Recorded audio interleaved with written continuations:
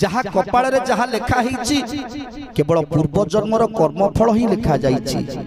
तेणु से पूर्व जन्मर कर्मफल को ए जन्म रे आमे भोग करूछंती, पूर्व जन्मर कर्मफल को ए जन्म रे भोग करूछंती भाबी कर्म को आदरी जदि दुख को आमे सही जिबा, जदि दुख को सही जिबा ना ताहले से दुख आम पाई सुख ही जिवो। ए मनुष्य जन्मर लाभ होउछि एकमात्र जदि आमे गोविंद को चरण कमल रे समर्पण करि दबा। जदि मनुष्य जन्मर लाभ होउछि केवल गोविंद को पादरे समर्पण करि दबा निज को।